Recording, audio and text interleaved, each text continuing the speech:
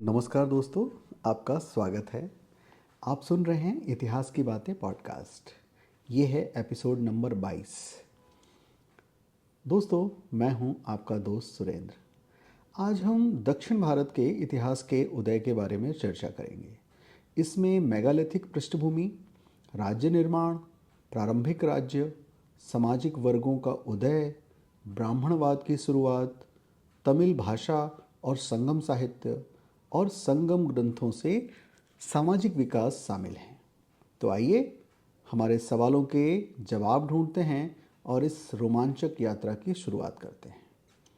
इस एपिसोड के पहले भाग में जानते हैं मेगालिथिक पृष्ठभूमि और राज्य निर्माण, अर्थात megalithic background and state formation. तो पहला सवाल है, दक्षिण भारत में मेगालिथिक पृष्ठभूमि क्या थी? मेगालिथिक बैकग्राउंड क्या थी? आइए इसे समझते हैं। तो मेगालिथिक काल दक्षिण भारत के इतिहास का एक महत्वपूर्ण चरण था, जो लगभग 1000 ईसा पूर्व से लेकर 300 सीई तक यानी कि ईस्वी तक फैला था। अर्थात 1000 ईसा पूर्व से 300 ईसा तक। इस काल में बड़े पत्थरों, मेगालिथिक का मतलब बड़े पत्थर, तो बड़े पत्थरों का उपयोग अंतिम संस्कार के स्थलों के निर्माण के लिए किया जाता था। यह काल कृषि, पशुपालन, शिल्प कला इत्यादि के विकास के लिए जाना जाता है। तो 3 बिंदु। पहला, अंतिम संस्कार स्थल, अर्थात बड़े पत्थरों का प्रयोग अंतिम संस्कार स्थलों के निर्माण में किया जाता है। दूसरा, कृषि व पशुपालन, तो कृषि व पशुपालन का इस समय विकास हुआ। और अंतिम, शिल्पकला। शिल्पकला का भी इस काल में महत्वपूर्ण स्थान था। तो ये था इस प्रश्न का उत्तर। दोस्तों, अगले सवाल पर आते हैं। दक्षिण भारत में राज्य निर्माण यानी कि स्टेट फॉर्मेशन और सभ्यता का विकास कैसे हुआ? तो दोस्तों, राज्य निर्माण और सभ्यता का विकास मेगालिथिक काल में हुआ।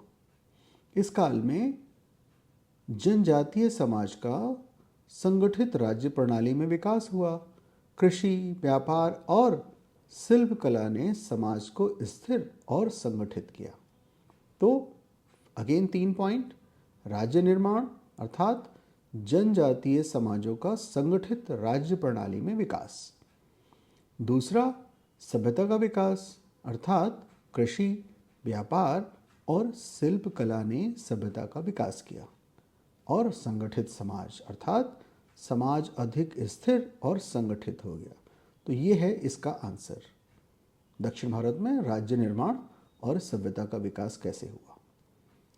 अब हम इस एपिसोड के दूसरे भाग पर आते हैं और प्रारंभिक राज्य और सामाजिक वर्गों का उदय अर्थात अर्ली किंगडम्स और राइज ऑफ सोशल क्लासेस के बारे में बात करते हैं। दोस्तों, सोचें जरा, दक्षिण भारत में 3 प्रारंभिक राज्य कौन कौन से थे और उनका क्या महत्व था?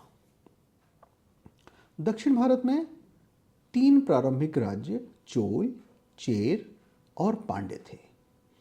ये राज्य तमिलनाडु और केरल के क्षेत्रों में स्थापित हुए थे और इनके शासन ने या इनके शासकों ने समाज के संगठन और विकास में महत्वपूर्ण भूमिका निभाई। इनको थोड़ा थोड़ा डिटेल में जानते हैं।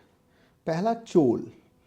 चोल साम्राज्य तमिलनाडु के कावेरी डेल्टा क्षेत्र में स्थित था। तो अगर हमें संक्षेप में बताना हो चोल साम्राज्य के बारे में, तो ये तमिलनाडु के जो रिवर है, जो बहुत ही पवित्र और बहुत बड़ी रिवर है कावेरी, उसका जो डेल्टा क्षेत्र था उसमें चोल राज्य प्रारंभ हुआ।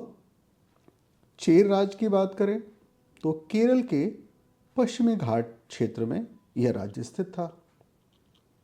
अब आते हैं पांड्य पे। तो तमिलनाडु के दक्षिणी क्षेत्रों में स्थित राज्य था पांड्य।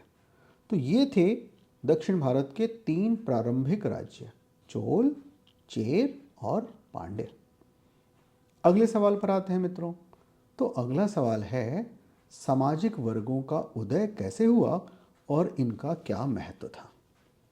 तो दक्षिण भारत में सामाजिक वर्गों का उदय, राइज ऑफ सोशल क्लासेस। दोस्तों, सामाजिक वर्गों का उदय राज्य निर्माण के साथ हुआ। समाज विभिन्न वर्गों में विभाजित हो गया, जिसमें शासक वर्ग, योद्धा, व्यापारी, शिल्पकार और किसान शामिल थे। इस वर्गीय विभाजन ने समाज की संरचना को स्थिर किया और संगठित किया। एक एक करके संक्षेप में समझते हैं इनको। पहला वर्ग कौन सा बताया मैंने? शासक वर्ग, अर्थात राज्य के शासक और उनके परिवार। दूसरा सामाजिक वर्ग कौन सा था या कौन सा वर्ग उदय हुआ? योद्धा वर्ग, अर्थात सेना के प्रमुख योद्धा और सैनिक।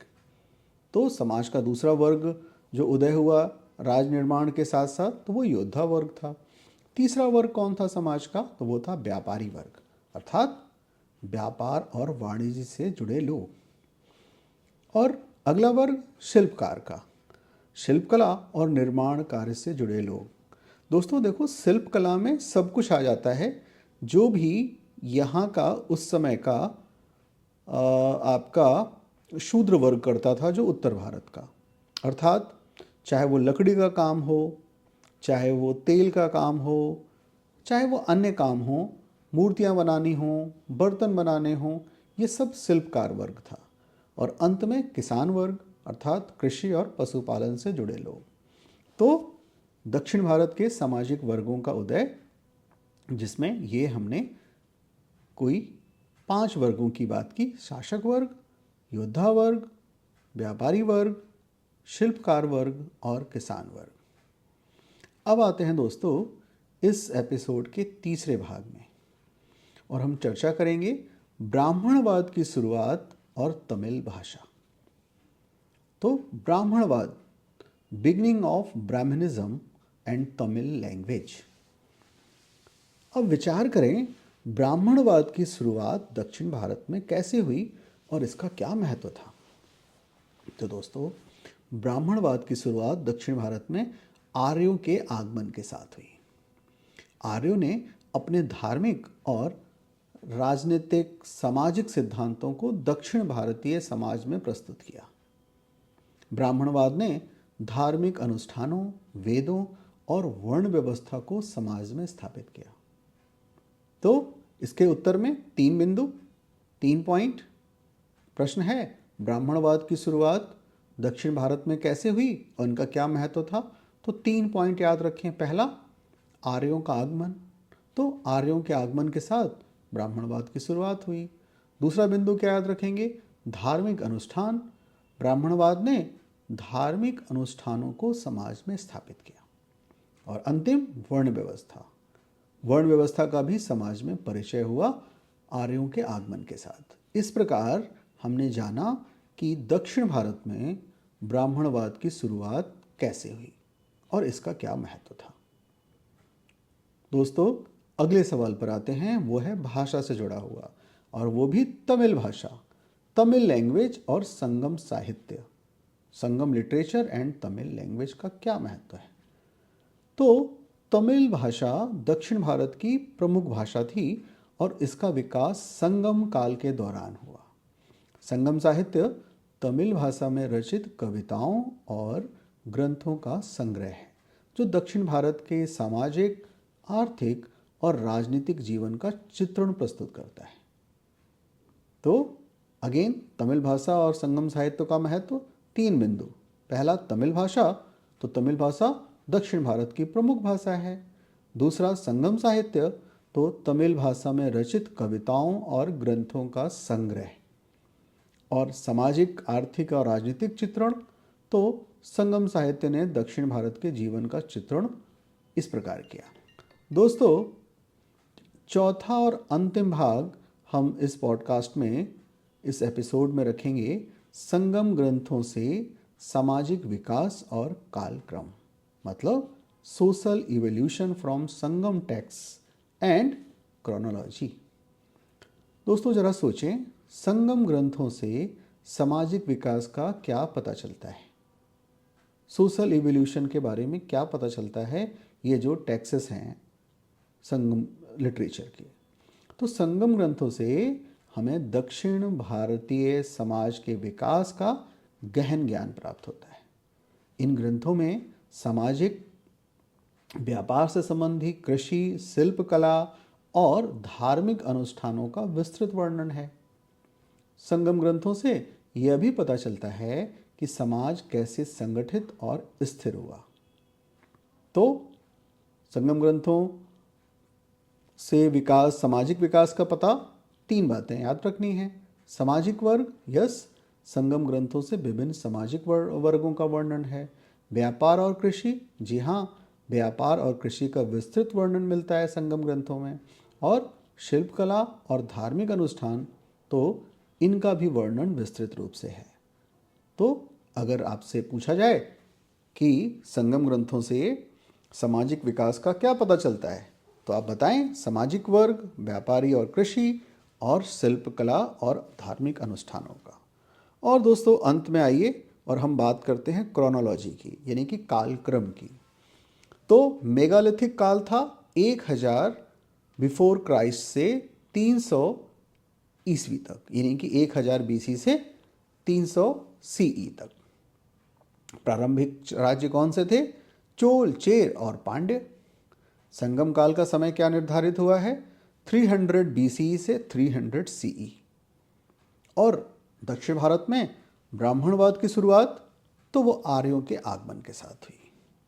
दोस्तों आज इतना ही, और अंत में एक कोटेशन से इस एपिसोड को समाप्त करते हैं। कोटेशन है अगेन जॉर्ज संताना का। जॉर्ज संताना कहते हैं कि इतिहास हमें यह सिखाता है कि जो लोग अतीत को याद नहीं करते, वे उसे दोहराने के लिए अभिशप्त होते हैं। तो दोस्तों ये थे जॉर्ज संतानिया। ये कहते हैं those who can not remember the past are condemned to repeat it. इसी के साथ ये एपिसोड यहीं समाप्त करते हैं। नमस्कार।